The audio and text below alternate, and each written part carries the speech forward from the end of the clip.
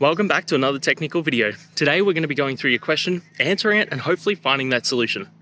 Guys, remember to stay just a little bit crazy like me, and hopefully you get to that resolution. Now, let's continue on to the video.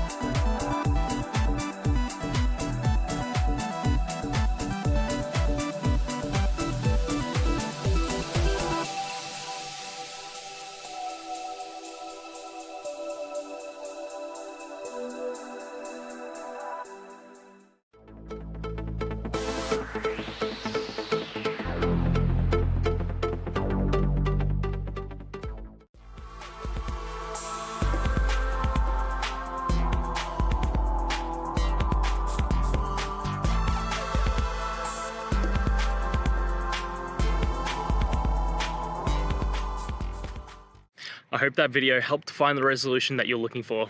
And if it did, please, I'd appreciate it if you could hit subscribe. Until the next time that you need more technical help, I hope you have a great one. See ya.